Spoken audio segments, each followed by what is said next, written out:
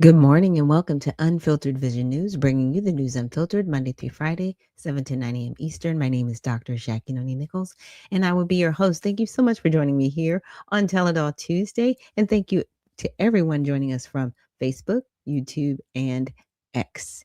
So, thank you so much, Minnesota Fats, for joining us this morning and reposting the stream. So, let's get into it, and we're going to start with our Kids Corner and Sincerely Lawless. Also, thank you for joining us and reposting the stream on X. Had a dream, a big, exciting goal, but the thought of starting just fills you with fear. Fear of failing, fear of what others might think, fear of not being good enough. I get it. That feeling can be paralyzing, making you want to stay exactly where you are, safe and sound. But what if I told you that being scared is actually a good sign? It means you're stepping outside your comfort zone, and that's where all the growth happens. Courage isn't about not being afraid, it's about being terrified and taking that first step anyway. Every successful person you admire has felt that same fear. The only difference is they didn't let it win. So feel the fear, acknowledge it, and then take a deep breath and do it anyway. Your future self will thank you for it. Thanks for watching, and don't forget to subscribe for more inspiration. Yeah, and that is something we have to remember. Actually, in my quiet time today, I talked about that. Like if you're always comfortable, then that means you're not really trusting God to do other things, right? To really step out of your comfort zone and move forward. And of course, it's the end of the year. A lot of people are probably working on their New Year's resolutions or looking back at this year for what goals they set and, did they accomplish those goals? And if maybe not, just look at, okay, well, what were the barriers, right, to get those goals accomplished? And sometimes it just really comes back to that faith and fear of failing. But you know what? There's no shame in failing. I just want people to know that because everything you try, until you try it, you just don't know how successful it's going to be. So you have to try, right? You have to at least try. And Sincerely Lawless says, good morning, founder. Good morning to you too. Thank you so much again for joining us. And now we're going to get to our segment where we honor God with our body and just really setting our mantra for today, my bod for God. So, God, please guard my mind and thoughts. God, help me fix my thoughts on what is true and honorable and right and pure and lovely and admirable so I will be able to think about things that are excellent and worthy of praise. God, please help my ears, protect my ears, and help me to listen to your voice. God, help me to be quick to listen, slow to speak, and slow to become angry. God, protect my eyes from sin's damage. God, I make a covenant with my eyes not to look lustfully. God, please protect my mouth and speak life and help me to speak life. God, help me to do, God, set a guard over my mouth. Lord, keep watch over the doors of my lips. God, please help my hands to serve generously. God, help me to do good to everyone, and especially to those who belong to our family in the faith. God, please protect my reproductive organs. Help me to honor you, God, with purity. God, help me to honor you with my body. And God, please protect my feet as I walk along your path. God, let your word be a lamp for my feet and a light on my path. I think about that passage, a lamp for my feet. When you're walking around the dark, you can't see, and you need a lamp. And then his word also being a light for the path that you walk on. So you're never in darkness, right? God is never confusing. There's not, that double standard where you have to, think about, is it right? Is it wrong? You kind of know when it's wrong. Just saying. And Spud McKenzie says, amen and good morning. Good morning to you too. Thank you so much for joining us on YouTube. So now we're going to get into our first video. Now, this is an individual. I don't know if you've ever seen her on YouTube. I've seen her a little bit. Her name is Tish, and her handle on X is listen, the number 2 Tish. And she was a woman in California. And I want to say she got kicked out of the gym where she was at because she complained about a man claiming to be a trans woman in the women's bathroom. Now, he looked like a man, did not look like a woman at all, had full body parts intact. And she was like, absolutely not. We are not going to have a man in here in the women's restroom while women are dressing and doing all of these things, claiming that this person is trans.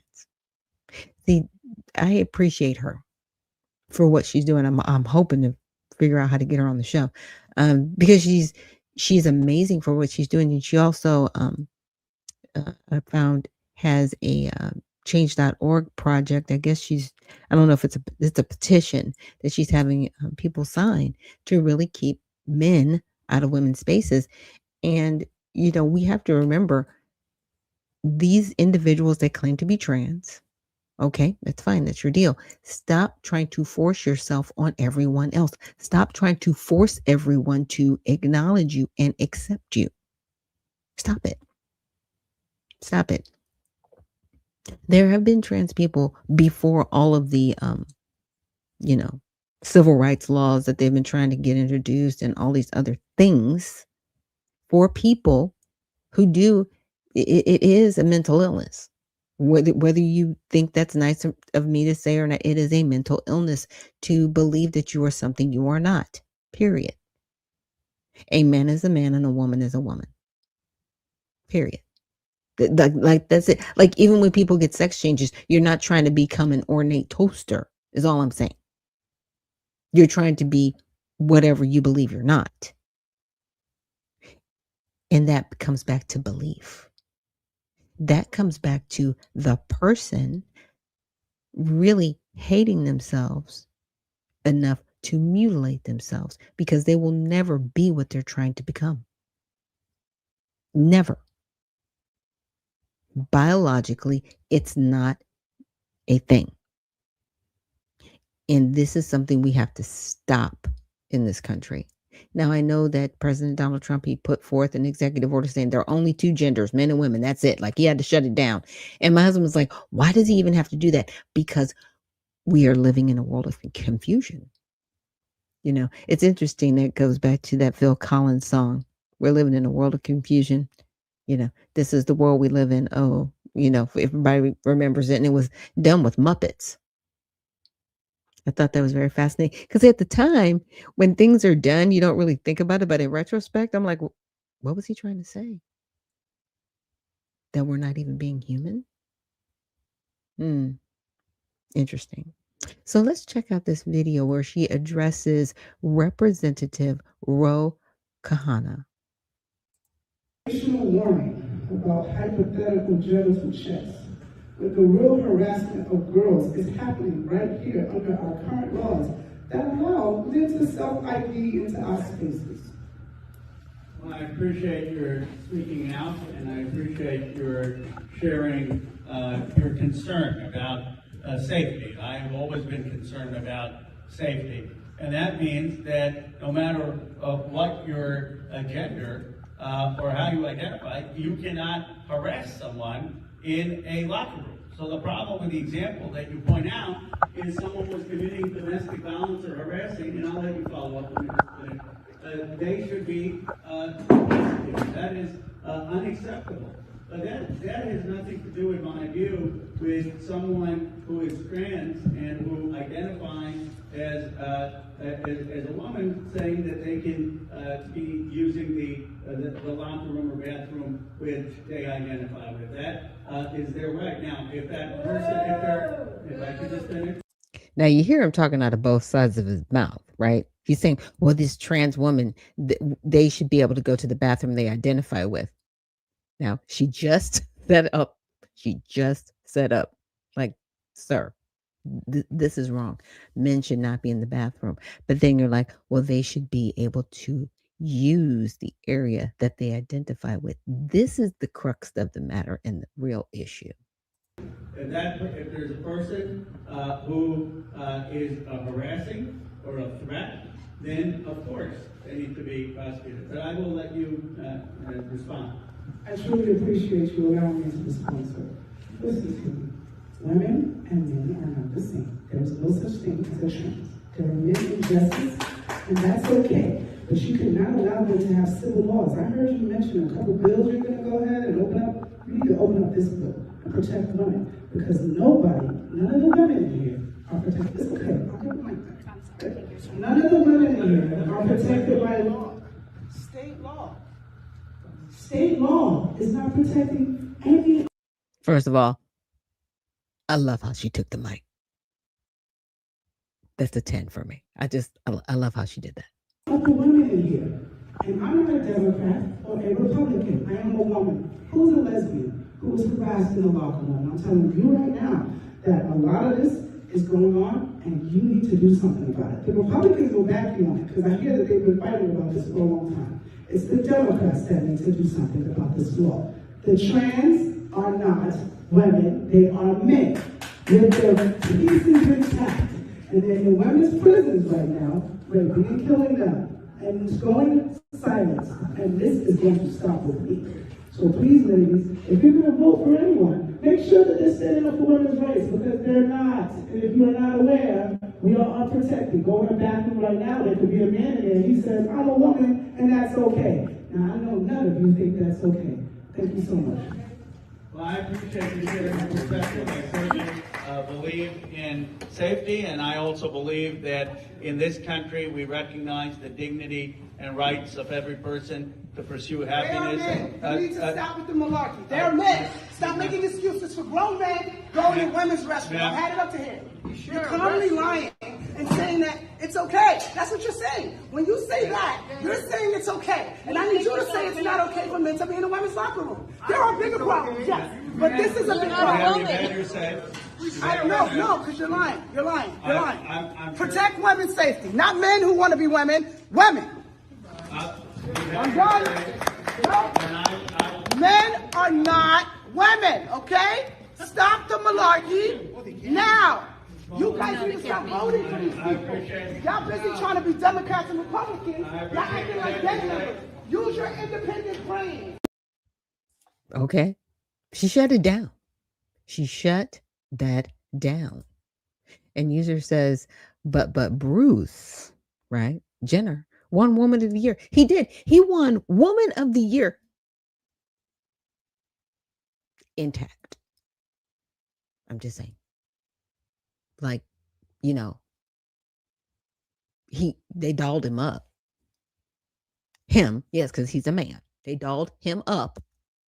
And it's interesting because he doesn't identify as a transgender. He doesn't. It's weird. He's just like, I feel more feminine. And he really does not look good as a woman. I mean, it's sad. It's sad. And Bruce was an amazing athlete. Like, it's sad. It's sad what happened to him. I'm just saying. And Reliable Guy says beatbox or beatboxer is all I hear when these monkeys talk. Wow. So you're very interesting. And user says insane in the membrane. Yeah. And people aren't monkeys, actually. So let's be nice. But yeah, I really respect and appreciate what she's saying. Right? Because, Representative Ro Kahana, he is a man. And you would think, especially as men, they would want to protect women, right? Regardless. And it's also interesting because, see, when this whole bathroom issue came up, and I want to say it was really a big deal because I was living in California, and I want to say about 2013, 2014. It was still when Obama was in office. And people were talking about it, and I was like, why don't we just have single stalls anywhere, right? Instead of having a bathroom where unfortunate things could happen to people, right? Especially children, because at the time I was living in Southern California and children were being molested in the bathroom, left, right, and center, whether they were going to the men's bathroom or the women's bathroom. It was disgusting. It was happening to kids. Okay. Just going to the bathroom. Okay. Children were being abused. Single stalls. You go in, you come out. That's it. It's got a toilet. It's got a sink. You know what I'm saying? You come in, you go out, or set it up to where, because men are used to using a urinal, you have a urinal on one side. I'm just saying, but single stall bathrooms will eliminate this whole issue, and that should have been done from the beginning, right? We wouldn't even be here right now. But see, it's not about the bathroom. It's about forcing you to accept something that you don't want to accept. That's what this is about. This is about domination. This is a power struggle. And it's about trying to get people and force people to accept something they do not want. And the Democrats are still pushing this. Still. They know it's a losing issue, but they don't care. They don't care. It's interesting. And Dr. C, thank you so much for joining us this morning. She says, good morning, founder. Good morning to you too. And user says, I know because I was banned from Reddit for telling the truth. And that is so sad, because people are like, you're saying you're being hateful and it's hate speech. It's like, no, I am allowed to speak my piece. Trust me. I have people speaking their piece in my comments. Some things I read, some things I just have to ignore. I'm like, oh my goodness. But this is about dominance. This is about conditioning. And it's not just about acceptance. It's like, I'm going to force you to accept this. To me, that it really leans towards having a master slave mentality, where you are going to do what you are told to do and nothing else. And it's really sad. And a lot of people have gotten caught in the trap. And now they don't know what to do next to really get out of it. But I wanted to share with you. Let me see if I put it up here.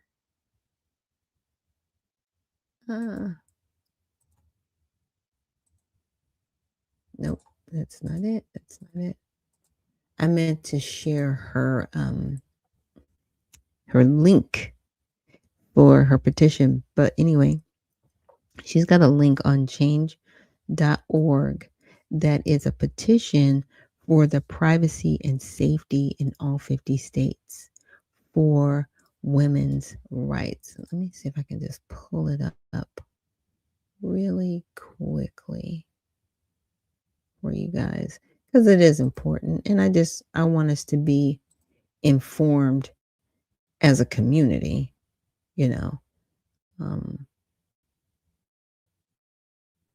because these are things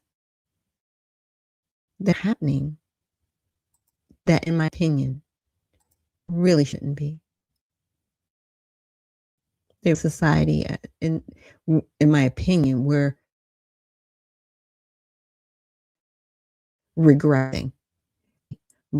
And to see someone like Mr. Kahana, and a lot of people do like him, as a Democrat. He seems to be, even kill for a lot of people. It's sad that he is supporting women. No, I'm sorry, that he's not supporting women the way he should. And user says, I know Reddit is a cesspool. I love to take. Thank you for the compliment on my eyes. I definitely appreciate it. Contacts. Yeah, apparently can't see as well as I used to. I'm getting older. So I do wear contacts. And a lot of people are like, why you wear contacts? Because, especially color contacts, you know why? Because the clear ones hide in my eyes. And then I'm like, why can't I see? And then I go back later on and I've got a contact like lodged somewhere like down in my eyes and I can't find it because it's clear. I will wear color contacts so I can find these things on my face. But thank you. So let me share this really quick. So this is the petition: protect women's only spaces spaces nationwide, privacy and safety legislation in 50 states. So far there are 38,000 signatures, and I'll make sure to share this link. But basically, I won't read the whole thing, but who is impacted? Women across the country are being put at risk due to the absence of clear, consistent policies protecting women only spaces. This is more than a matter of privacy, it's about safety, dignity, and trauma informed care. Many women have experienced sexual abuse or trauma and being forced to share intimate spaces with men, regardless of how they identify, can feel violating, triggering, and unsafe. Every woman deserves to feel protected and respected in facilities designated for female use. Unfortunately, without proper safeguards, that right is being quietly stripped away. We are calling for legislation that ensures the privacy and safety of women in all 50 states by providing clear definitions and protections for female-only spaces. And it's so sad that we have to do this. Why should we have to do this? We have to do this because, again, we have people that do not care about women. When they say they do, they're liars. And they do not care about women's spaces. They do not care about protecting women. Even though they're like, yeah, women is that. No, you don't. No, you don't. I told you guys about in California how they have literally a law for companies headquartered in their state that say you need to have a woman as a director in your company. Okay. Well, as long as they identify as a woman, they qualify. What are you doing? So a man can sit up there and says, well, I identify as a woman, and that's okay. You're not protecting women. You're not. And everybody sees you for the liars that you are. So when anybody comes out talking about, yeah, we're all about women and protecting women, check to see where they stand on this trans issue. And that should be the question for any and every politician in 2026, at any election, period. Municipal, state, federal. Because this is a social contagion that is taking over. Period. It's gross. It's gross, and we need to stop it. So the next video we're going to get into is by Cash Jordan. Now, I'm not going to play the entire video. I'm going to play most of it because there's some other news that I need to get to. But he brings up a few good points about what's happening with the Somali community in Minnesota and just some of the things that have happened so far. The federal government keeps making arrests. The fraud in Minnesota keeps growing. It's growing by the day. The total amount of fraud could total up to more than $8 billion. Governor Tim Walz, who is up for re-election, is under fire for all of this happening under his watch. But he says they've paused these programs. They've brought in outside auditors to get an idea of how far-reaching this fraud was. They're taking steps to keep it from happening again. And he's defending his management of the state while also taking shots at Republicans and the president. Wow. And in spite of the headwinds we're up against, Minnesota ranks economically, economic growth, happiness, number of people insured. Yeah, the fraudsters are thrilled. They stole $8 billion. They're the happiest fraudsters out there. Fox News has obtained photos of one of the Somali illegal immigrants wrapped up in the Minnesota fraud scandal, posing with several high-profile Minnesota Democrats, including He's got his arm around Ilhan Omar and Governor Tim Walz. This is crazy. The man pictured is Abdul Dahir Ibrahim. He entered the country in 2000 and has had an order for removal since 2004. He also has a prior conviction in Canada for asylum and welfare fraud. And in Canada. As tells Fox News, Ibrahim was granted temporary protected status for 10 years but should have never been eligible. Crazy. Minnesota Congresswoman Ilhan Omar responding to her state's massive welfare fraud scandal, pinning the blame not on the criminals, but those working to protect the American people. Oh, if there was a linkage, in that the money that they had stolen going to terrorism, then that is a failure of the FBI and our court system in not figuring that out and basically charging them. Host of You know what's interesting about her response?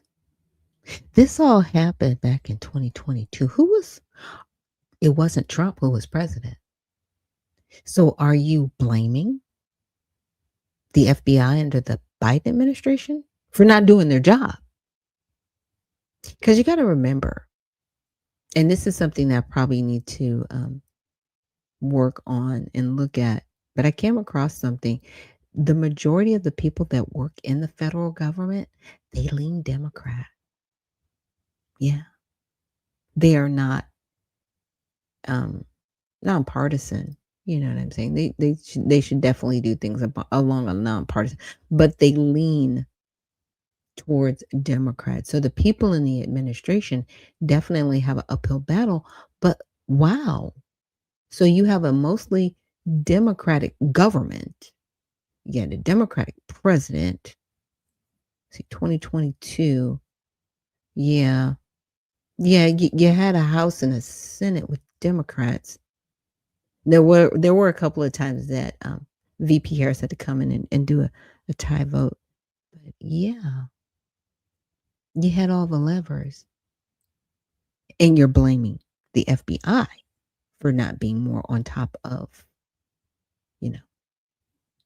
money flowing. It's their fault. So you're blaming the Democrats.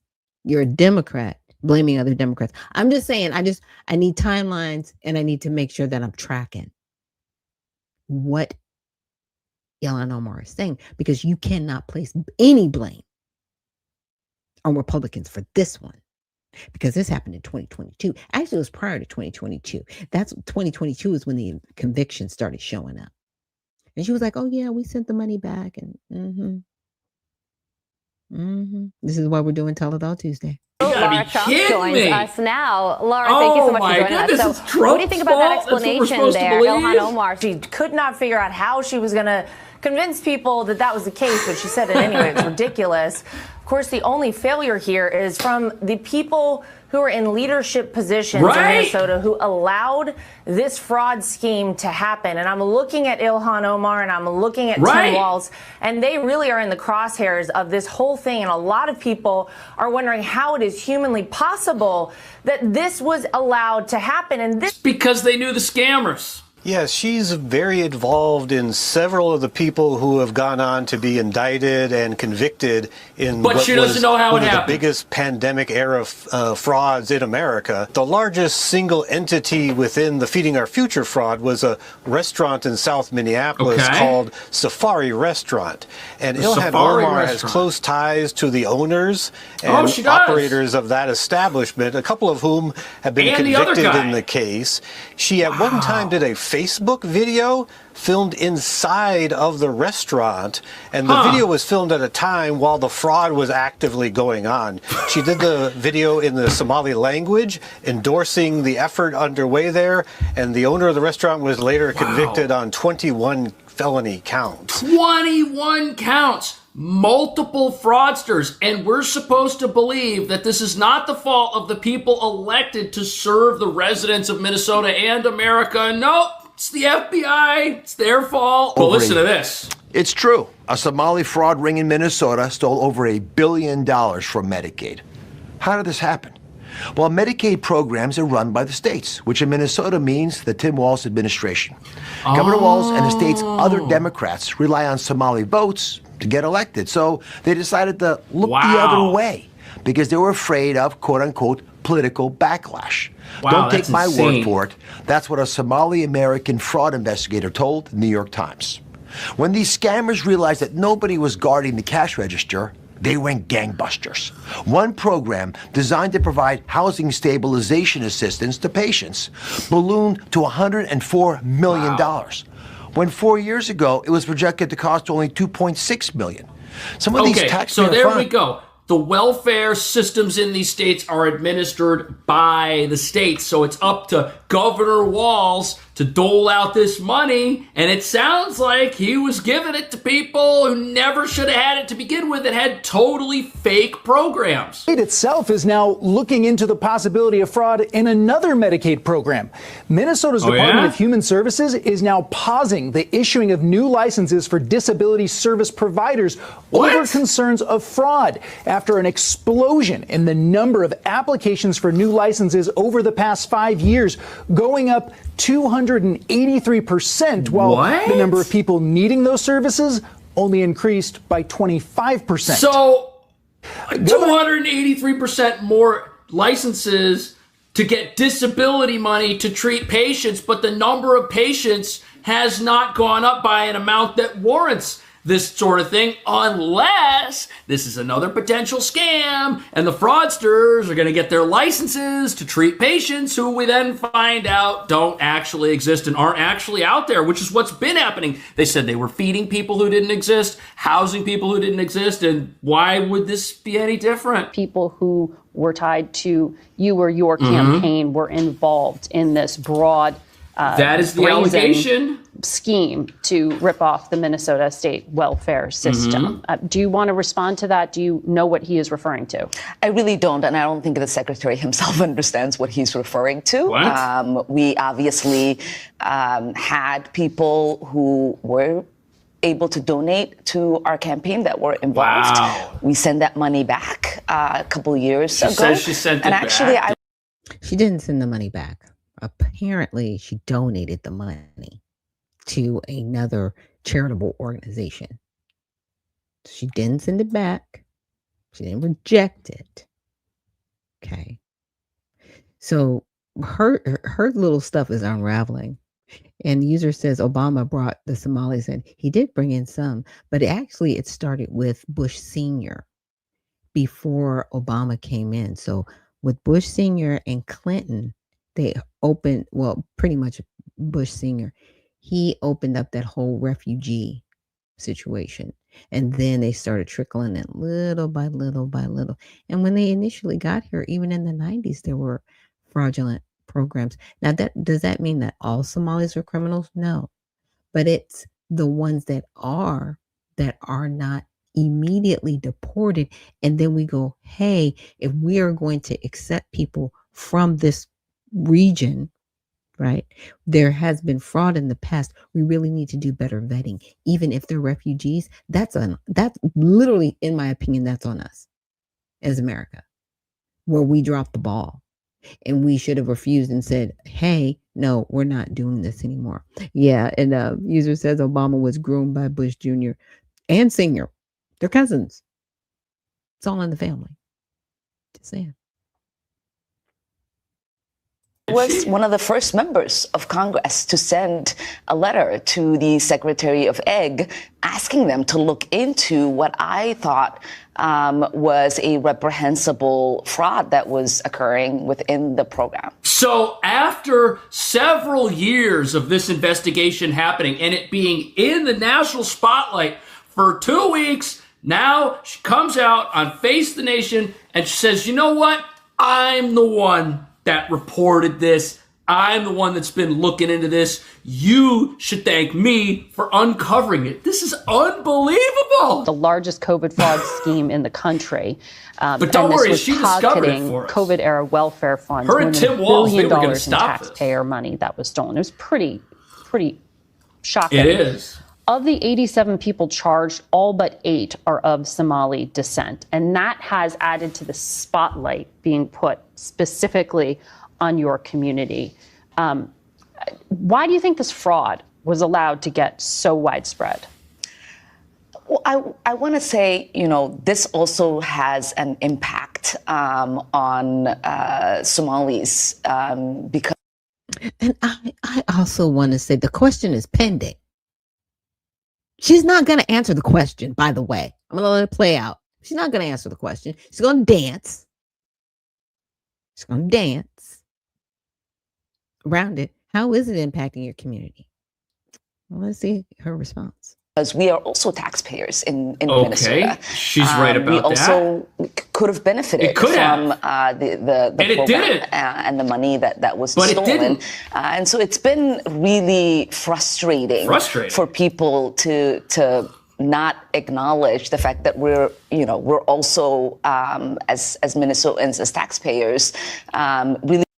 That's interesting because more than 50% of the Somalians in Minnesota collect welfare. So you're taxpayers and you're collecting welfare? Like, which is just saying. Just saying. Upset and angry This is the first about I've the heard fraud that she's has upset. occurred. Yeah, there also wasn't a denial. That felt like sort of a tell to me. I think she knows much more about all of this than she's let on the whole time. As you allude to, she has plenty of associates, close friends, allies who are enriching themselves off of $250 million defrauded from one program alone, maybe $1 billion in the state. And this is money that would have gone to children being fed, the homeless being housed, and did not. That's what the compassion adds up to. But the fact is that a lot of people were making a ton of money off of this, and she just wants to lay it off on someone else. But, ma'am, you're in charge. You're in charge of the district. You're in charge of making federal law and should be interested in checking where federal money is going, especially when it's supposed to go to the compassionate services that you're supposed to be all about. And as Dr. Oz told us, nobody wanted to check because when the scammers enrich themselves, what do? Even if they don't send that money directly to these politicians, since they're benefiting from politicians who aren't keeping track of where the money in the piggy bank ends up, they get out there and rally the troops. Who do they support? Who do they drum up rallies for and say, hey, this person's fighting for us. Hey, this person cares about feeding the sick. This person cares about housing the homeless. They're going to go out there and do all that stuff. They're going to help people get elected one way or the other because their presence in offices benefits them, and that is apparently both the Representative Omar here and Governor Walz. But that's not the situation here, and I think it's true for Tim Walz as well as Keith Ellison, who's on Tim audio, on tape, saying to the folks who defrauded Feeding Our Future, saying, "I'll help you out with this. Let's get you out of this investigation." Like, wow, these people were in on it. That's crazy. And that is the major part of this. Jail. Tim Walz, they went after the whistleblowers, and I think that's part of the investigation I'm waiting to unfold. That's a big part of this. Apparently, when whistleblowers came forward and said, hey, we got this thing going on, they were retaliated against. There was government retribution for bringing this up. And then we have Representative Omar here saying, oh, I brought it up. But when other people brought it up, nope, they were told by the governor, don't do this. So somebody here's not telling the truth. That he is either turned a blind eye to, or for some reason has turned a blind eye to. We know the reason. Even some of his allies are saying that his political career is over. I don't know. Former Minnesota state senator and political They're still analyst stealing, in Minnesota. apparently. This is... he could get reelected. Ember Reichgott Jung, saying he is clearly vulnerable and, in my view, is riskier than any Democratic candidate that might run. So the worst thing about this is that he would have been vice president of the entire country. It's December for almost a full calendar year now. Had the last election gone differently, you think if Tim Walz was running America, do you think we would be hearing about any of this? Or do you think these investigations would all disappear? It's the current Department of Justice that is looking into this stuff. That's why it's getting such national attention. If he was in charge of this, or pulling the strings in some manner, do you think we'd be hearing anything about it? Or do you think the industrial fraud complex in Minnesota would be rolled out from coast to coast? That's frightening. Anonymous longtime ally of Walz's in Minnesota, a different person, said, it's clearly a real vulnerability. Even suburban dads would bring it up to me over the summer. Which is interesting because this news... In my opinion, we're going to start hearing about people who are just like, yeah, I'm not going to run, I'm going to retire. But Freeman Chief Justice says, can Americans be saved if the politicians who are complicit do not go to prison? Yeah, I know. It's interesting. And what are the solutions if Ilhan Omar, Walz, etc., aren't going to prison for crimes? Yeah, that's the bigger question. Like, who's responsible for this at the end of the day? And user, appreciate you. You said, I do research and I do appreciate it. And thank you so much for joining us this morning. This is this is the sad part, in my opinion, about politics. And this is what turns people's stomach about politics, because they're like, is there anybody really in office there to represent the people? Or are they so focused on lining their own pockets, right? And doing the bidding of the people that financially help them get into office? And I think it's the latter. And people are really seeing it. The holes are showing. And oh, thank you so much, Freeman Chief Justice, for reposting the stream and saying it's a great broadcast. Definitely appreciate that. And Dr. C says the prisons would be full of politicians if laws were applied. Absolutely. Absolutely. And they did it in Iceland. Like, their politicians got out of line, they tried them all and they put them in prison. And they said you can no longer serve in politics. And that was during the time, I want to say right before Obama got out of office, and there was the housing market crash, and the people of Iceland found out that their politicians had something to do with that. They shut it down. I was like, that's what I'm talking about.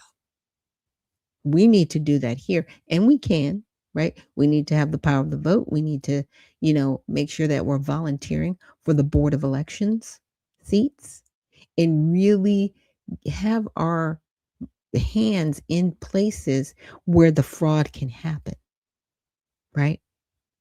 Because they shut the whistleblowers down. They did, on record. Okay, on record, they did this. There were judges that actually, when the fraud was happening in Minnesota in 2022, the Somalis brought a case and said, you're discriminating against it. This is racial. You're stopping the flow of money. The flow of money was stopping because there was fraud found. It was brought up. The Somalis came back and said, they're discriminating against us. So the judge was like, okay, well, we'll just let you, we'll tell them to stop, and we'll make sure that you keep getting your money. This is how it got up to $250 million. It still happened under Biden. Did anybody hear about this in 2022? While it was happening? Bueller? Yeah, nobody did, because there was a federal administration protecting this. So crazy. And Freeman Chief Justice says, are you still running for U.S. Senator of Georgia? Are you running for any political positions? I am not, actually. I'm working with other candidates to run in different states. That's where my focus is, because it's kind of hard to be the founder of the Redemption Party and run for political office at the same time. It's a lot going on. I would have to recuse myself from a lot of things if I did run as a senator. I couldn't, in my opinion, just to separate the conflict of interest, right? It's like I could be the founder on paper, but I couldn't be the founder in functioning work, right? Somebody else would have to do my job. That's all I'm saying. And that means making sure the party gets out there, making sure these things, you know what I'm saying? It's like, do a little bit of both. And Dr. C says, judges can be unbenched too. They can, and they can be disbarred if they're attorneys. Yeah, there's a lot going on with that. And he says, great broadcast. As usual, is your show every day? If so, what time does it start? It is every day, Monday through Friday, 7 to 9 a.m. Eastern. Yes. And we are live on X, Facebook, and YouTube. And with that, we're going to take a quick break. I do have some other videos, and I will make sure to post this video by Cash Jordan in the repost of this stream. So thank you so much, everybody, for joining me here on Unfiltered Vision News, and we will see you on the other side.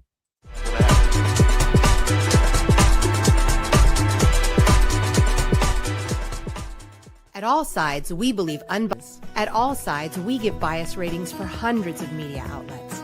By freeing people from filter bubbles and providing different perspectives, we can all be better equipped to understand the world and each other. So how do we do it?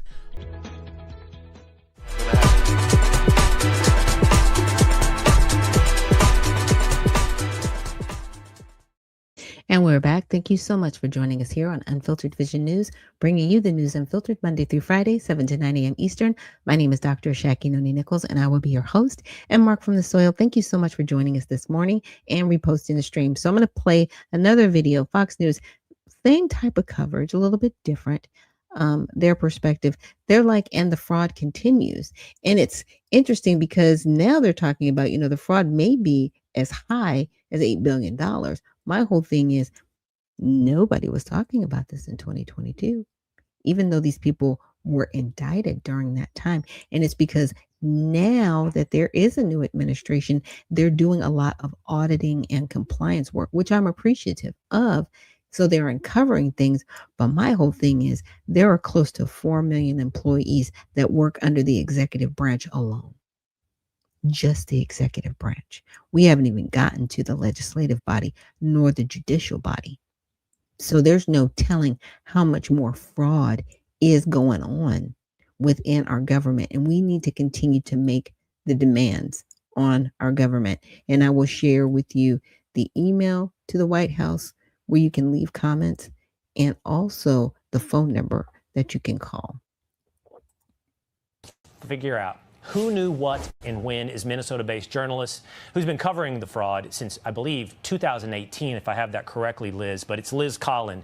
And I know that she's also spoken to a lot of people who've been hard to reach. We've asked for a lot of people out of Minnesota. You've managed to accomplish getting in contact with these prosecutors. Let's talk about exactly what's going on. Fry, Omar, Ellison, how deep does this go into politics? Yeah, well, I'll tell you, there is an overlap with plenty of Democrats in power in Minnesota with all of this. It was the spring of 2021 when the raids involved with the $250 million fraud scheme tied to Feeding Our Future was first exposed. Even before that, though, you're right. There was a suspected $100 million fraud tied to overbilling at dozens of Somali-owned daycare sites in Minnesota. That was making news back then. So the question of who knew what and when, you laid that out. Congresswoman Ilhan Omar, she held several events at the restaurant named in the Feeding Our Future fraud, including hosting her congressional win in 2018 at that very restaurant. So she knew one of the owners very well. Salim Saeed is his name, who has since been convicted. Minneapolis Mayor Jacob Fry's senior policy aide, Abdi Nur Salah, also entered a guilty plea. He was tied to the case. Campaign donations from some of the defendants in Feeding Our Future eventually returned, as you mentioned, to Jacob Fry, Attorney General Keith Ellison, Congresswoman Ilhan Omar. But you're right, I sat down with the lead prosecutor in the case, Assistant U.S. Attorney Joe Thompson, talked to him months ago, and I asked him, will we see any of these political leaders indicted? At the time, he said he could not comment on future indictments, but even back then, the feds made it very clear that it seemed that these cases were still wide open. And now we're hearing about multiple social programs in Minnesota.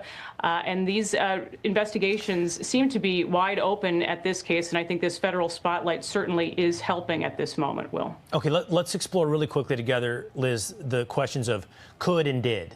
What I mean by that is we have audio of Keith Ellison. And as you know, Keith Ellison having a conversation with many of the people involved in this program wherein he seems to be suggesting that he'll get into any type of investigators off their back. Like if there's any holdup in some of the money going to their programs that were fraudulent, he'll grease the wheels, he'll figure out how to keep it going. They were complaining that people were starting to step in and stop the flow of funds. And Ellison seemed to be saying, well, where? How? I'll figure it out. So the question is could and did. Could this have been to this scale without all of these politicians knowing about it? And did they know about it?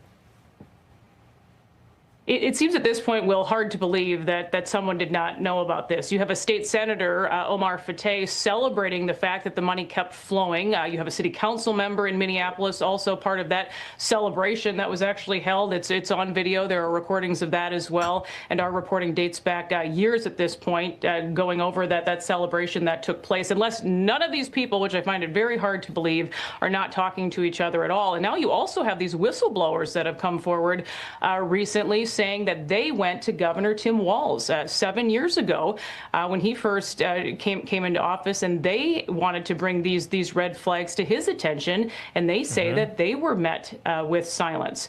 So we're seeing that now on Medicaid funding perhaps being cut if Walz doesn't take this more seriously, according to that letter that was sent from the federal government on Friday. But we have multi-billions of dollars in fraud in Minnesota. And again, this has been ongoing for years. So just on a personal level, I've been a reporter for 20 plus years now. At this point, I find it really hard to believe that someone at the top did not know something. Well, I have no doubt, Liz, that you'll be the first to know if that prosecutor, Thompson, comes back and says you will see a Ellison or a Fry or an Omar in cuffs. You'll be the first to know. So we hope you'll come back here and let us know about that, Liz Collins. Now, it would be nice if they were going to be in cuffs. We all know that's not going to happen. I'm sorry. I hate to be pessimistic, but we watch people that were supposed to be stewards of our money exploit that taxation for no real representation, just appeasement. Yeah, definitely. Sorry about that. And let's see. And French says, I hope you are getting paid well by white supremacists, billionaires, to be their propagandists. I really do. And you said, how much are you getting paid, if any, may I ask? Well, I'm not being paid anything, actually. I do this show out of my own pocket. I'm looking for sponsors to sponsor my show. I don't have any. I do this because I don't want to see people taken advantage of, period. Period. By Republicans or Democrats. Okay. I am the founder of an independent party called the Redemption Party. I ran for president in 2024. I got off the couch and I got involved. And I do this work every day diligently because I care. Okay? Because I have children, because I have friends and family. And even for people that I don't know, I want them to have the information. I don't want people taken advantage of by the Smith-Month Modernization Act, which has allowed all of this propaganda on our country. People should not be propagandized. They should just be given the information. That's it. That's all I want to do. That's all I want to do. And I will continue to do that, even if I don't get any sponsors, because I care. So I hope that answers your question. Thank you so much, Dr. C. She says, we appreciate you and this work you're doing. Thank you so much. And Patch Taylor, never heard of you. Well, thank you so much for joining us this morning. She says, oh, another MSM believer. No, sorry. And Open Eyes says, we love you. Thank you so much. She says, I'll believe it when I see it. Yeah. Yeah. But yeah, I do this work. Smith Month. Oops, sorry, you guys. My phone is ringing. Oh, that's my doctor's office. Oops. Let me turn on my do not disturb. It's so funny because my phone usually goes on do not disturb even when I don't put on do not disturb. But yes, it's the Smith Month Modernization Act. Now we have the Smith Month Act, MUNDTH month. The Smith Month Act initially put in place in, I want to say in the early 1900s, it was to make sure that there was no propaganda used against the American public in a nefarious way, right? We're supposed to be protected. Well, the Smith Month Modernization Act actually amended that under President Obama, where it did allow the propaganda to be disseminated on the general public. So that's why you see such a shift in how we have coverage or lack of coverage, right? Like this whole thing with Minnesota and it's been talked about for a long time because I've been talking about it since, midsummer. And a lot of YouTubers were talking about it. So we're just bringing it to light like, hey, what's going to happen? There's all this fraud out there. Now things are, kind of the dust is being, brought up again. But NBC wasn't covering it. CBS wasn't covering it. ABC was really not covering it. They were covering it at like 0 to less than 1%. And that will tell you, the coverage will tell you if they really care about giving information to the general public. And that's just where we're at. Cajun Lady, thank you so much for joining us, Rebros in the stream. And good morning. How are you? And thank you so much for sending your red, white, and blue hearts. You had posted something yet the other day, and I missed it. And I was like, oh, I didn't get to say good morning to Cajun Lady. So thank you for always joining us and brightening up the day with your red, white, and blue hearts. Appreciate you. So the next video we're going to get in, actually, before we get into that next video, I went. Now, my audience, if you guys have followed me for a while, I do use Grok, and I just had some questions. Pretty much because Representative Japal, sorry if I butchered her name, but she said, despite Trump's xenophobic and hateful rhetoric, we are a country built by immigrants. I stand with our Somali neighbors and all immigrants across this country. Well, ma'am, it wasn't built by immigrants, because by the time immigrants got here, it was already built up. And the immigrants that did come over here, they got to benefit, right, from what was built and established. And then they were able to, carve out enclaves and build up their communities in the United States. Okay. So that's what happened. I'm just gonna put it out there. Shout out for Israel. I don't really shout out everybody, but okay. I've told my husband this. I pray for the people of Israel, because I know it's probably difficult being in that region right now. But what I don't like is, I don't like what the government of Israel is doing. I do not like what our government is doing by, just kind of doing the Christian two-step. Well, it's Israel, we have to support them. Absolutely not. You do not support people that are doing bad things. I don't care who it is. Okay? I do not like what the government is doing. And it is making the people of Israel look bad. They are not a Christian nation, by the way. And people need to know that. But that's another show, and we will deal with that later. Dr. Harriet Jacobs, thank you so much for joining us and reposting the stream. But let me get into this. So I questioned Grok. I said, when did the United States open up borders for immigration to Middle Eastern countries and other countries? Okay, so in 1924 to 65, that was the national origins quota era, extremely restrictive for non-Europeans. So the Immigration Act of 1924, the Johnson-Reed Act, established national origins quotas that heavily favored Northern and Western Europeans. Immigration from Middle East, Asia, Africa, and Southern Eastern Europe was effectively reduced to a trickle, often fewer than 100 to 200 visas per year per country per year. So, for example, like people from Syria and Lebanon, the quota was 122 per year, and that was it. No more than that.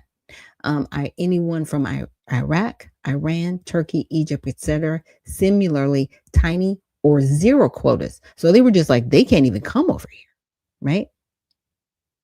Most Asian countries were completely banned. Asian Exclusion Act's provision. Okay. And Open Eyes says the Jews rejected Jesus. They did. And they were the elders of the law, the teachers of the law, the Sadducees. They did. Biblically. And it is told.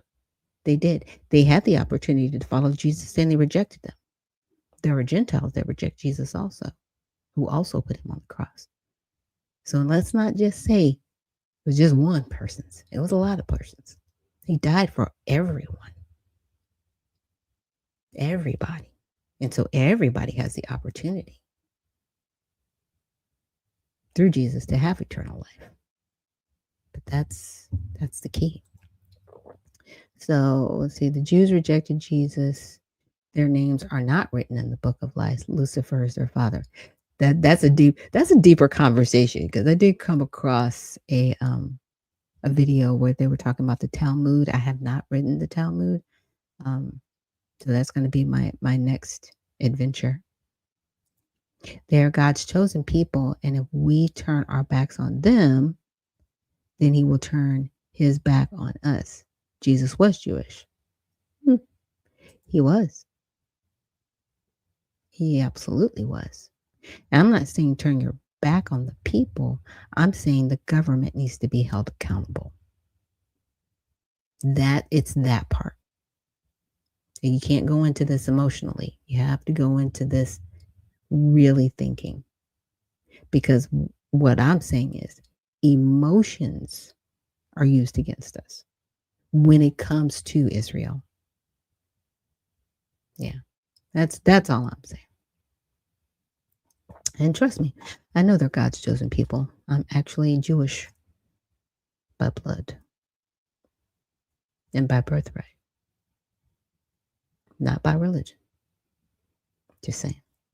Now, I brought up this so we can kind of understand and realize where we are as a country. Now, Lyndon B. Johnson, under the Hart-Celler Act, he abolished the national origins quota system. So he basically said, we're not going to have any quotas anymore. So we replaced it with a preference system based mainly on family reunification and skills, with a 20,000 per country cap for the Eastern Hemisphere, later applied worldwide. So for the first time in U.S. history, people from the Middle East, Africa, and most Asia could immigrate in meaningful numbers without racial nationality bars. Immediate effect was modest, but family chain migration caused numbers to explode in the 1980s to present, because with the chain migration, there was no there's a limit, but those individuals weren't not necessarily vetted. You could bring over like 20 or 25 relatives as long as you said that was your relative. Was anybody really checking or manning the store? I bring that up because that's how we got here. Yeah. And user says, no wonder JFK was whacked. Yeah. Because he was trying to put a stop to what LBJ was wanting to do this. They had to get rid of JFK because he wasn't going to do it. He was going to leave it the way it was. Okay. Now, this brings me to our next piece of subject matter that we're going to go over, which is the national security strategy. So my husband, he listens to videos all the time, and he was listening to this video. And I was like, oh, I need to bring this up on my show tomorrow. Now, this is the perspective of a YouTuber, and I wanted you guys to hear her perspective, and then we'll go over and get into more of the national security strategy and what it's about and how it will affect us going forward. Know when we are live. Thank you so much. Hello, YouTube. I hope y'all are doing well. We got so much to get into today. Just as a heads up, I just dropped my collection, Larry Daniel Favors collection, where you can learn. Actually, it's called LDF Collections to be specific. You can learn more about that at ldfcollections.com. It is a part of a project that we have been doing here on Urban View, where basically I have been, along with Rick Martin from DigiDrop LA, walking our audience through the steps that are needed if you want to be a successful entrepreneur. There's millions of y'all right now who are thinking about how you can go into business, how you can launch for yourselves. Even there are a lot of you, quite frankly, who had no plans on being an entrepreneur because you were gainfully employed up until, about this time last year. And so we have to figure out, how are we going to show up for each other? How are we going to build the ecosystems, the economies that we need? And so I think for the past, since September, maybe even August, we have had Rick Martin from DigiDrop LA on, walking us through the steps that one needs in order to become an entrepreneur. And we used my entry into the entrepreneurial space as a test case. So, although I guess that's a little weird to say because I've been an entrepreneur for quite some time, but this particular venture is something that he and I have done together, which you can learn more about at ldfcollections.com. I'm super proud of it because it is literally my brand, but now in terms of wearable art. So that's great. That's great. I'm very excited about that. But did y'all know that your country got a lot more racist on Friday? I know.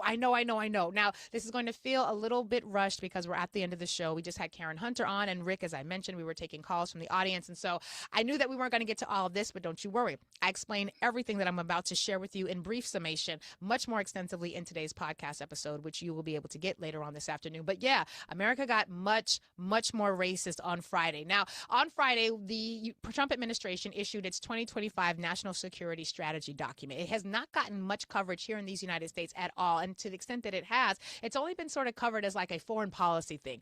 It ain't foreign policy, baby. It's racist American policy now being communicated to the rest of the world. And I want to encourage all of you to check out Dr. Stacey Patton. She has an amazing Substack with phenomenal content. And today's her article, which talks all about this far more extensively than any other outlet I've seen cover it, really goes into depth. And I think all of us are better off for having read it. That's Dr. Stacey Patton. You need to support that sister. She is brilliant. But basically, your national security strategy is a document that tells you how the president sees the world and what the president expects, not just from his cabinet, but from all the people who are interacting throughout the world. And it shifts the tone for government. And what basically happened on Friday was the national security strategy document that went out basically ended everything that existed after World War II until now. After World War II, not the Trump administration, after World War II, the United States had basically been on a, rules matter and international law matters, and there's a shared global economy, and we're part of alliances. We've got NATO, we've got the UN, and all of these entities that are designed to help us to be a better world. America, like on Friday, was like. Now I have to pause it right there. I don't know. Has anybody benefited from the World Economic Forum or the United Nations? Anyone? Bueller? There were people in the World Economic Forum, and I'm going to try to find this video. It was like a summation video, where Klaus Schwab was talking about, you'll own nothing and like it. That's the World Economic Forum, who also deals with the United Nations. Like I said, I'm going to keep going with this video, and thank you so much for subscribing, user. And you're saying that there's a pattern recognition. Pattern recognition is not racist. I'm telling you, it's crazy. And Cajun Lady says LBJ is a demon. I'm just trying to keep up with some of y'all's comments. They have, but not us, right? There are a lot of people that, and Dr. C says nope. And only truths and facts. Thank you so much for reposting the stream. There are, unfortunately, the only people that have benefited from these global agencies are the people that are in those agencies. Now, the United Nations is very interesting because they do not have a revenue source. I don't want to say it's like a country club, but that's the best way for me to explain it. It is basically a club where people go and they kind of put in so much money to keep it going. But they do not have a revenue source. And for the longest time, they've been trying to get our politicians to write legislation to fund the United Nations, because there probably are other continents, countries that could fund it, but nobody wants to do that. Because that's not why it was designed. It was supposed to be designed as a space where nations were able to come together if they had grievances, if they had things they needed to discuss, right? To make sure that the world was doing okay, right? The problem is a lot of these people got in the room, right? And they just started making decisions for everybody else. We didn't vote for you. What are you doing? That's the problem with a lot of these outside agencies. But let's continue with the video. Yeah, we done with that. We good. We done. We not doing this no more. And essentially, it is a reviving of white nationalism, but on an international scale. And again, has not been covered a lot at all here, which has been horrifying considering the absolute about face that this document basically puts us on. As Dr. Stacey Patton notes, she says we must name the ideology hiding behind the bureaucratic language contained in the document. She says most coverage has been treating this as a geopolitical shuffle. Europe here, NATO there, tariffs over yonder. But she says that is not it at all. This is basically a wholesale embrace of white nationalism, both for domestic policy and international policy. And she says that the new American strategy says basically everything that we've been doing since World War II, and that, for those of you who are a little younger, that is the war where the Nazis came to power, like where Adolf Hitler was a thing. America has basically said with this document that everything that we had done from that war until now was a mistake.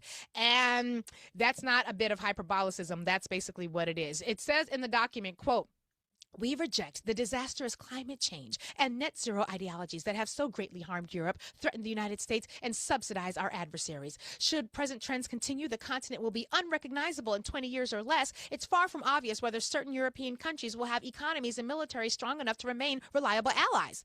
Now, you might be thinking, what is they talking about? What's going to happen? What's changing in Europe that's causing all this concern and hair on fire? What they're talking about is the browning of Europe.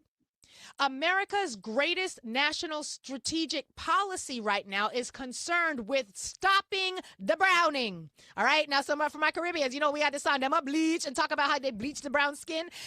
America has said we cannot ever have any more browning. We want. It's not a browning that's going on in Europe. It's a takeover that is happening in Europe. They have no-go zones in Europe for people that they brought over that they did not vet. They took people in, put them on welfare, propped them up, and now those same people are now saying you cannot fly the Union Jack because that hurts the feelings of the refugees here. You cannot be a British person, white, here. They want erasure for them. Okay? There should never be erasure for anyone, especially if you've been compassionate enough to bring someone in your home and to help them. Why are you turning on the people's land that you've come to from your land? This is why I had to bring that up, that question that I had, like, when did all of this mass immigration start? It didn't start till really mass here in the United States in 1965. But the question then becomes, were we bringing people or allowing people in our country that really had the vested interest of America? I say no, because look where we are. Look where we are. But I'm going to let her continue. To bleach.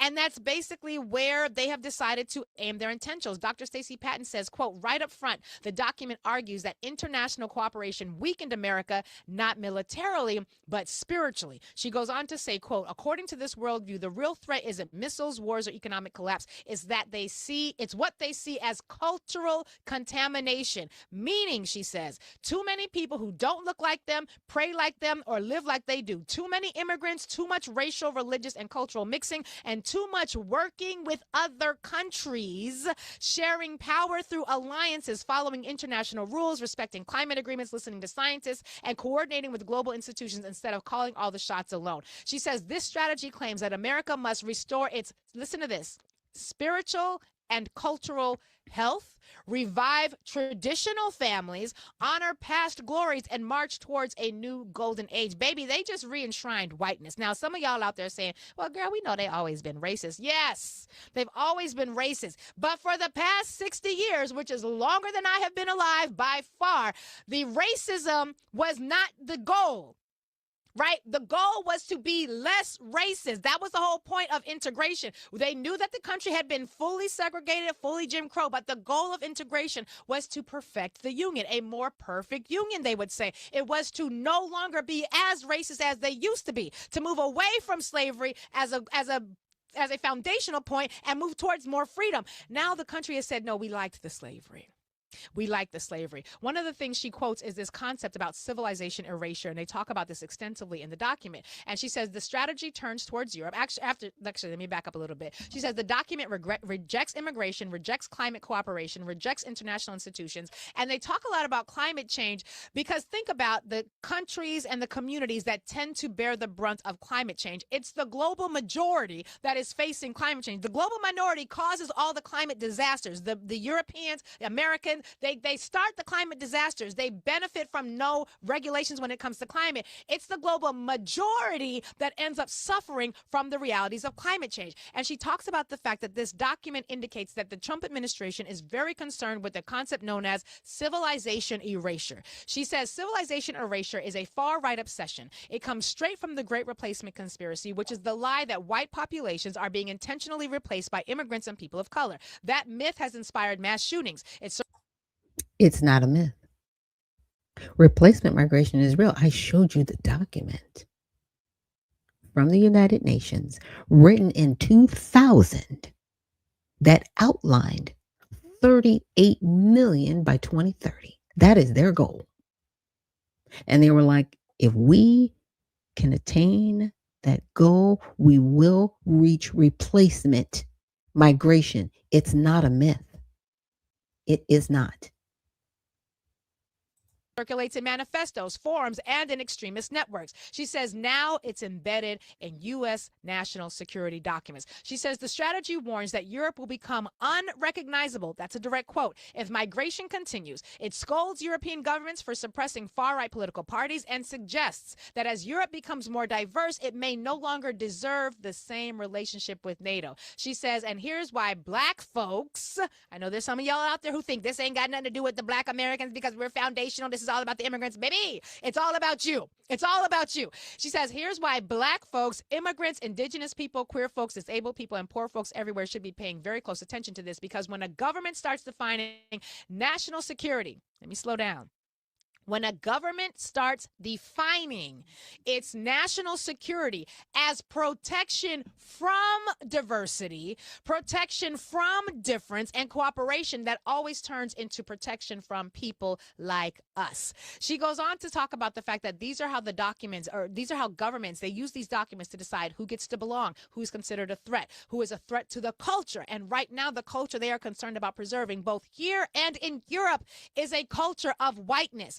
And she talks extensively about it in this article. She goes on. I'm not going to be able to get to it much now. I do much more of a deep dive in the podcast. But she says also the following, quote, there is a deeper, more uncomfortable reason for us to be paying attention to this and to prepare. Calling this document what it actually would be considered, which is like a national policy document, she's saying the media, if they were to call it out, they would have to deal with the fact that that means racism is now the goal. Segregation is now the goal. Whereas integration used to be the goal, at least it has been for the past 60 years. Now the country has said no. Segregation today, segregation tomorrow, segregation forever. Now, if this had just happened and that were the only thing that had happened, it might feel a little like, oh, okay, well, Lori, it's not quite that big of a deal. I mean, sure, well, baby, trust me, it's a big deal. But when this happens the same weekend that Donald Trump has removed MLK Day and Juneteenth from the schedule of federal holidays that will now get you things like free access into the national parks and replace them with his birthday, the same weekend that the Supreme Court decided that they were, in fact, going to allow Texas to use those racist, anti-black, anti-people of color maps to gerrymander their districts. All the districts in the state of Texas, you will recall, we've been talking about this extensively. They're doing mid-cycle redistricting. And they're doing so with racist maps that were proactively and intentionally and explicitly drawn to dilute black voting power, to dilute minority voting power in the state of Texas. That is, of course, what has kicked off all this other sort of redistricting that's happening in California. Shout out to Virginia that is stepping into the chat, and everywhere else that you can look right now. But what happened this weekend, you have your president issuing a national policy document that communicates to the entire globe that America's primary concern when it comes to national security is ending diversity, is creating white manistan. That happens the same week they get rid of the two black holidays, or the two holidays that were acknowledging black issues, and the same weekend that the Supreme Court has decided that they are going to use racist redistricting maps. And it also just so happens to be the weekend that the Supreme Court has said that they are going to pick up the Trump administration's birthright citizenship executive order. Now, you may remember the birthright citizenship executive order. It's based on the 14th Amendment, which was passed after enslavement, along with the 13th Amendment and the 15th Amendment. These are the three post-enslavement amendments that were passed. The 13th Amendment was designed to prevent enslavement unless you've been convicted of a crime. That's basically, I know we like to say it ends slavery, but it created a loophole for slavery, which was developed in the prison industrial complex, which is understandable considering that now black people make up a disproportionate amount of the people incarcerated in the prison industrial complex, because they were always about slavery. They were always about slavery. The 14th Amendment, which is the one that gave us citizenship, and the 15th Amendment, which is what gave us protections when we go to vote. But basically, the 15th Amendment was essentially nullified immediately after it was being passed into law. We ain't seen much from the 15th Amendment until we had the 1965 Voting Rights Act, which was passed. But once that was passed in 2013, they just passed, they went to court Because the Republicans are like, what we're not going to do is have equitable voting, because every time we get equitable voting, we at risk of having another Barack Obama. So they've already gotten rid of the Voting Rights Act. The only thing that remains is the 14th Amendment. Well, the 13th Amendment, because it's doing exactly what it was supposed to do. But the 14th Amendment is the one that gave us citizenship.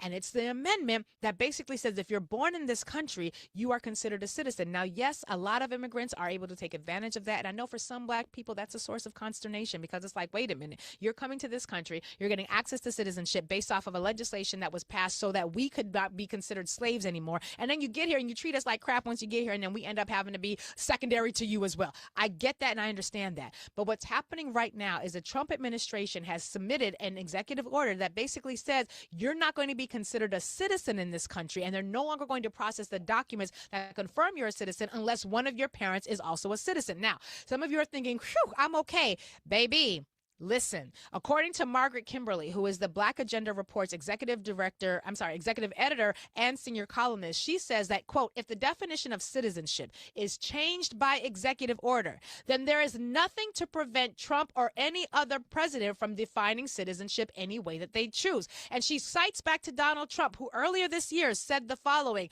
I'm just saying, if we had a legal right to do it, I would do it in a heartbeat. I don't know if we do or not, but we're looking at that right now. What was the legal right he was exploring? He wanted to explore whether or not he had the power to expel U.S. citizens who had been convicted of crimes in the country. They're not worried about the migrants. Remember, remigration is now American policy. The migrants, remember, they've got two parts of the remigration, three-part plan to handle them. The first part of the plan is block the border so no other additional migrants or immigrants can come in. The second part of the plan is to expel the people who are here properly. The third, and I shouldn't even say properly, who are here legally, excuse me, they have the legal permission to be here. The third part of remigration is getting rid of the citizens who they do not feel is in alignment with their vision of America. And I guarantee you, your black ass is not in alignment with their vision of America. And the amazing Margaret Kimberly goes through this article where she explains the dangers that this poses for black people. If the Supreme Court is going to allow Donald Trump with an executive order to rewrite the Constitution and essentially get rid of the 14th Amendment's protections, yes, they're going to start with the mommies and the poppies. Absolutely. They're going to start with the people who are already a part of the ICE. They're already in the ICE bullseye. But who's next? Who is in line after that part is done? Because the change that we're talking about, it might seem inconsequential, as Margaret Kimberly says. She says it seems inconsequential until, quote, one considers the ways that black people could be deprived of citizenship rights. If there's any group, she says, who does not have birthright citizenship, then no one has birthright citizenship. And she says any changes would apply to everyone in the country and would permit unknown changes in the future, which could further modify the definition of citizenship. So what we essentially have happen over this weekend is Donald Trump issues this national security strategy memo. The Supreme Court says, yes, we like racism in redistricting. Yes, we like racism when it comes to birthright citizenship. And we're going to take up this question and determine whether or not we should give this president the permission to basically nullify the 14th Amendment. And when that happens, we should be clear that if you were to lose access to your citizenship here and you don't have citizenship anywhere else, you become what the United Nations calls a stateless person. We're going to talk more about stateless persons again in the podcast episode later on today. But you should just know that as a stateless person, someone who does not have a guarantee of citizenship, the United Nations says the following, quote, stateless people are not recognized as citizens by any country. They are denied the right to a nationality, which means they are also often not allowed to go to school, not allowed to see a doctor, not allowed to get a job, not allowed to get married. And so that's why organizations like the UNHCR fight on behalf of stateless people. They're about... Okay, that whole wonderful definition of stateless people, in my opinion, it is a trope. It is something they made up so that they can force the United States to take in people that they do not want. We do not have to take in everybody. This is what's amazing to me, that we really don't truly appreciate the freedoms that we have in this country. And guess what? We have the right because it is we the people. Is it an uphill battle? Absolutely. Because see, I would actually have to debate someone like her, right? To say, stop. I'm not going to live as a victim. I know that there are things that have happened to Black Americans, but I'm going to do everything in my power to fight against it and make sure that there are measures of protection in my community. You throw around the word racism like it's just candy till it's lost its meaning. It doesn't hurt anyone when it's used out of context. But this comes back to ideology. This has nothing to do with legal strategy, right? Good, bad, or indifferent. It is your feelings, it is your opinions. But it all needs to come back to what is right, what is wrong. I'm not going to play her entire video. I'm going to stop it right there because I really want to show you guys like a little bit of the national strategy. And I did do a summary in Grok just to bring it to us. But I'll definitely make sure that you guys have the link to this document. It's a 33-page document, and it was released in 2025 in November. And it is what she says, you know. What I mean is she's read it. And it says, what follows is a national security strategy to describe and build upon the extraordinary strides we have made. This document is a roadmap to ensure that Americans remain the greatest and most successful nation in human history and the home of freedom on earth. In the years ahead, we will continue to develop every dimension of our national strength, and we will make America safer, richer, freer, greater, and more powerful than ever before. Here's the thing.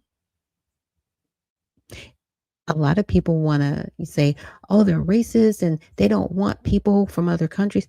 No, we don't. Because the first people that come in here from other countries that they harm are Black Americans because they put them in our community. But while they're bringing them into our community, they tell them that we are worthless, that we're worth nothing, that we're lazy, that we're stupid, and that they should step over us. And you have people in the Democratic Party with this ideology. Hey, bring everybody in. Why are you working against us? Why are you okay with men and women's bathrooms? What is wrong with you? What is wrong with you? You don't want to protect Black Americans. You talk about a nice game. You talk about it nicely because you've done no legislation to help us. You've done nothing to really help Black Americans because whenever you do it, you say, we can't just help Black people. We have to help everybody. That's what all Black politicians say. But everybody else, if they're Latino, if they're Asian, even if they're Caucasian, they're like, yeah, we getting it for ours. Out the mud. We getting it for ours. We're doing that. Even if people don't like it. But when it comes to supposed Black American representation, it does not exist. It doesn't. You show me one in office right now that stands up 10 toes down. I'll wait. It's cool. They represent their party. They do not represent for the people. That's the difference. They are human placeholders. Plain and simple, short and sweet. You might not like it, but a lot of you out there, you know exactly what I'm saying. So we'll just go over the table of contents kind of briefly. What is the American strategy? How does American strategy went astray? President Trump's necessary welcome correction. And again, I'm going to link this to the repost so you guys have it so you can go through it for yourselves. But I did a summary of it because I wanted to just find out, what's going on. So I just wanted like a key point outlined, and I'll also put this in the repost. So critics pass strategies for value goals, global overreach, which there has been, ally free riding, and erosion of U.S. sovereignty and economy. That has happened. We have one state, Minnesota, where people have stolen close to $8 billion. And I just said, There are lawmakers and even judges overturning juries that said, hey, these people are guilty. And the judge is like, there's not enough circumstantial evidence, even though they stole $7.2 million. And the judge overturned it. What? Yeah. So it highlights Trump's first term corrections, Abraham Accords, conflict resolutions, and second term focus on linking clear ends. The other thing she didn't bring up were like the 15-minute cities that these globalists are about. The other thing that she didn't bring about were the, I want to say Mark Carter brought it up, the cities for new Americas.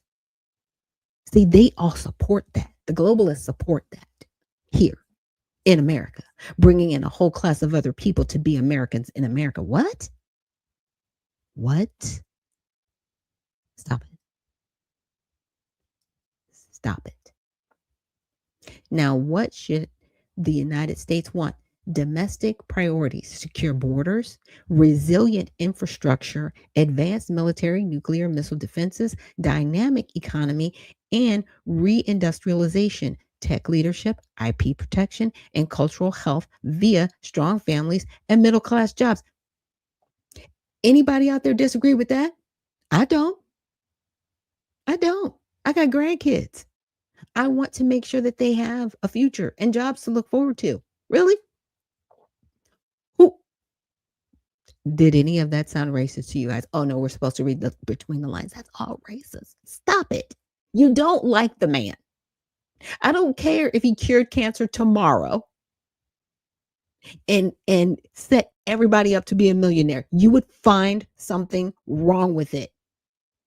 You would find that he was a racist, that he was a bigot. I can't take the money. Fine, don't take it. Give me yours. I'm just saying. And that whole thing about the 14th Amendment, stop that. It was written for slaves specifically, and it is tied to the Emancipation Proclamation, by the way. And people forget that. But see, you want to wedge other people in that don't belong here. And I'm glad she admitted. She's like, yeah, some people are wrong coming over. Yeah, they're dead wrong.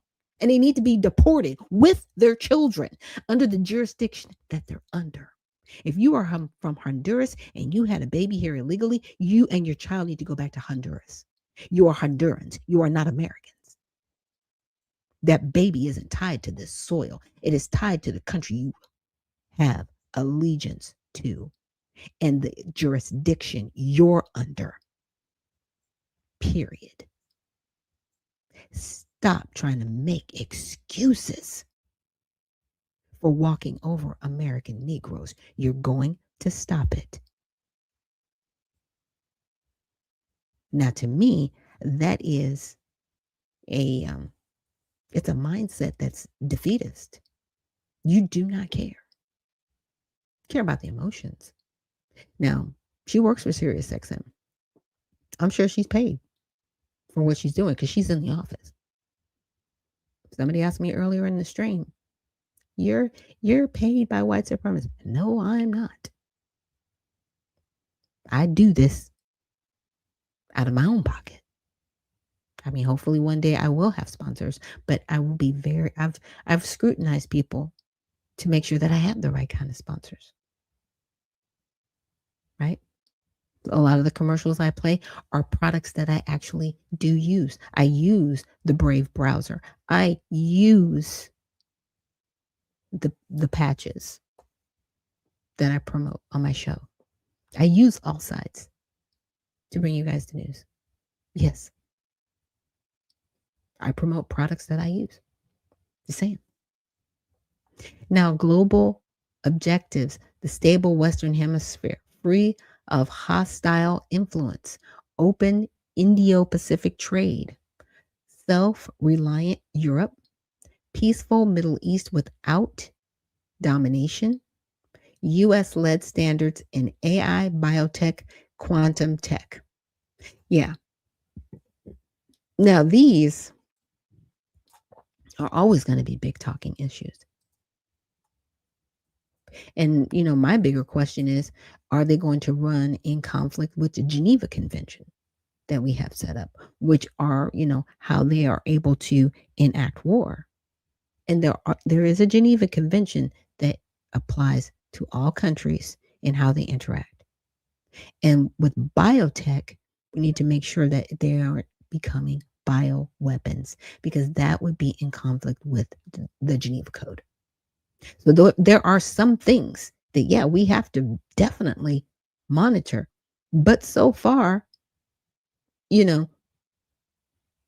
depending on the reader and what you want to see and how you perceive it, if you go into any situation, right?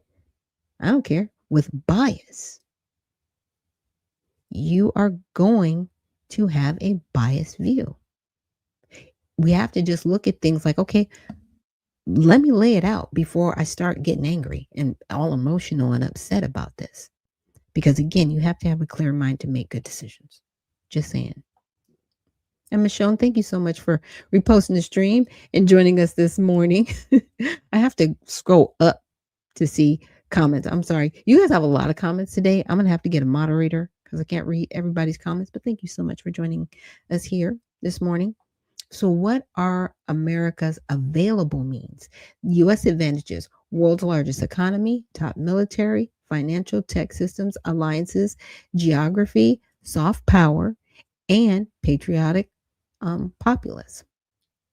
Domestic agenda: eliminate DEI initiatives, unleash energy sector, cut taxes, deregulate, invest in science, tech for middle class growth and sustained dominance. Okay.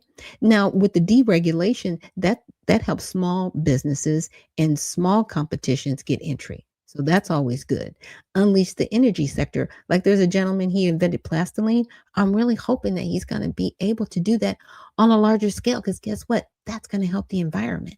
Because the one thing that, environmentalists, they talk about all the time, like all this plastic and it's here and it's trapping the animals and this and that and the other.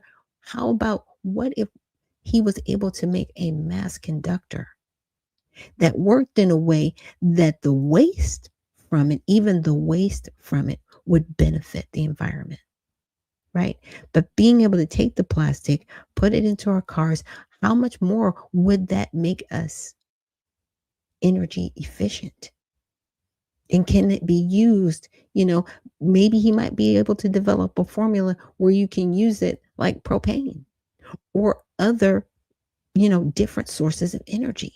This is amazing, but it would help someone like him have entry, right?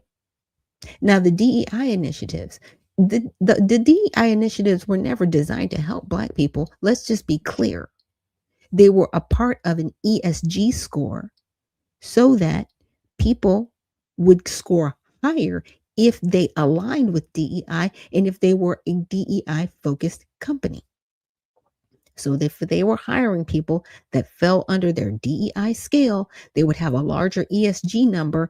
And then with that ESG number, just like a credit score, would give them more entry on the global stage, would give them more funding from global funders. But guess what? All of that works against humanity. And it worked against Black people. It didn't help us at all. So a lot of people out there saying, oh, well, DEI, no. It was they used Black people to put something in place, and then like everything else, it was used against us. Stop it. Stop that. I want everything merit-based. This is based on merit, because you can always tell when people are doing something from a racial tone or if they're just trying to discriminate, period, because they want to be around a certain sect of people. Okay, great. Then guess what? I'm going to take my dollars with the people that, we coalesce. We have more of that mindset, right? Like-mindedness, I'm just saying. And we're going to start making businesses and we're going to compete. And see, that's the thing. If Black people don't own anything, right? But they still need stuff, we'll be able to use this one particular community to boost up other economies, other people in their, group. So if we are, as Black women, we love our hair and our nails and all this stuff. But if we're going to another community to get those goods and services, right? Because we don't have them in our own community, of course they're going to make money. But when we say, hey, we need to do this on our own, do you not think they're going to try to stop us from doing it ourselves? Or really? That's the problem. They don't want the competition. But this creates that competition. I'm just saying. It does. And we need to take full scale advantage of it. Period. It's not going to be any more barriers for entry. Let's go. Strategy core principles. America first. Pragmatism. Whew. Peace through strength. Interventionism. Flexible realism. Whew. A lot of these. Sovereignty, respect. Pro-worker fairness. And merit-based competence. That's all. Because again, like I said, DEI was something from the United Nations that was developed. And it should have never been. And it hurt people, in my opinion. It really did. Now, top priorities. Halt mass migration and secure borders against threats. Protect core rights, liberties domestically, and support allies abroad. Enforce burden sharing, right? Allies 5% GDP defense spending, huge hog commitment. Pursue realignment through negotiated peace deals for stability and markets. Bolster economic security via balanced trade, secure supply chains, defense industrial revival, and energy financial dominance. Yeah. Regional approaches. Like I'm saying, I could go on and on. It was kind of long. I was like, oh my goodness. Did I ask any other questions? I said, can you outline some of the initiatives like the carbon tax that the NSS is trying to get out of the United States? Okay. Because a lot of people don't understand the carbon tax is hurtful. We're carbon-based entities. We actually breathe out carbon dioxide, not monoxide. Monoxide is the bad one, right? That's when, people get in cars and they try to, unfortunately, in their lives. That's monoxide. Carbon dioxide that we breathe out, actually, the plants take that in and they utilize it so that we have a lush environment. And in return, the trees give us oxygen. So it's a reciprocal thing. Just saying. Now, climate change and net zero commitments. The NSS explicitly rejects climate change and net zero ideologies as disastrous policies that have harmed Europe, and they have threatened U.S. economy, vitality, and subsidized adversaries like China through offshored emissions and supply chain dependency. So China wants everybody else to have net zero carbon, but they can have coal mines and commit and have all the carbon dioxide that they want to spew out. Not monoxide, dioxide. But they want everybody else to be subject to fines. I mean, even in California, they want to start having people pay more for gas-fueled vehicles than they do electrical vehicles, because they want everybody on the electrical grid. Even though the electrical grid, they have rolling blackouts because they don't have enough electricity to support that. This is what climate change has done. And this is why trying to get rid of it. Okay. So the reference 14, we reject the disastrous climate change and net zero ideologies, and there are ideologies that have so greatly harmed Europe, threaten the United States, and subsidize our adversaries. It's very true. Now, transitional organizations and sovereignty eroding institutions, broad opposition to international bodies like the United Nations and its affiliates, the WHO, UNESCO, that impose sovereignty sapping incursions through regulations on trade, health, or environmental standards, which could include mechanisms for global carbon pricing or green taxes. So could you imagine, okay, I want to drive my car I don't know, up to Washington, D.C. from Georgia. They charge me a carbon tax of $2 a mile that I have to pay. And I'm just using that as an example. And that sounds really extreme, but that's what they want to do to people. Stop it. It's interesting how the people that always talk about slavery are like, they're trying to make us be slaves. We need to be slaves over here, huh? Yeah. All this stuff, this net zero stuff, and that is slavery. Now they want you to be an environmental slave without even telling you. And there's always people out there saying, hey, we need to do this, and kind of back you into a corner. Because the solution that they have is going to be worse than the problem they're trying to solve. President Trump has been railing against these people. Is he perfect? Nope. Absolutely not. Is the administration perfect? Nope, because people aren't perfect. Stop it. Both Republican and Democrats, nobody's perfect here. But what people want is peace. What people want is freedom. Because economic slavery is real. We need to get rid of the 16th Amendment and get income taxes. You need to get up out of our pocket, government. That needs to be completely repealed, because it was put into our Constitution by 36 other states. Yeah, which means it can be removed. You know, people in our government have been working hard to rail against the system. There's always going to be a back and forth between good and evil, and it is up to us to make better decisions as we the people. Don't you ever let anybody tell you this is a democracy. It is a republic. And we can demand better representation. You want better? All right. This is how we get better.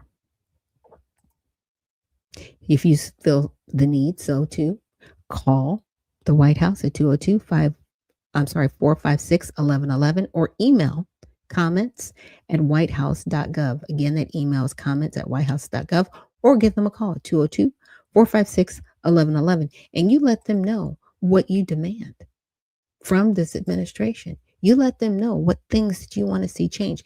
Now, the last thing I'm going to do before we get out of here, I just got to see this. Okay, has MLK Day been? I know. I just got to see it. So has it been canceled? Has it been canceled? It's a bigger question. It says no. Martin Luther King Day has not been canceled as a federal holiday. However, the Trump administration has removed it from the list of fee-free days. So there's usually a fee that you pay at national parks, but there are some national parks that say, okay, this day is recognized as a national holiday or a federal holiday, so you don't have to pay to get in. Okay. So it removed it from the list of fee-free days at national parks from 2026, along with Juneteenth. This change is part of broader policy shifts that also include adding fee-free access on days such as President Trump's birthday, which coincides with Flag Day. The federal holiday commemorating Dr. King remains officially recognized, but the decision to eliminate free park admissions on that day has drawn criticism and backlash. So did he cancel the day, you guys? Bueller? He did not. But if you listened to her and you didn't research it, you would think it was canceled. That is an example, in my opinion, of the Smith Modernization Act. Say what you want. You're not going to be held liable for it. You can say, "Oop, my bad." Yeah, because there was a time in this country where journalism, it meant something. I respect it. I do. I try to make sure I bring you guys the best information I can. And if I make a mistake, I'm going to tell you, because I'm not going to get it right all the time. But I'm not going to purposely try to mislead you ever, because I don't want to be misled. I want to make sure that I always tell the truth. And with that, we're going to get out of here for today. But thank you guys so much for joining me here on Unfiltered Vision News. And remember, stay well, stay focused, and stay unfiltered. We'll see you in the next one.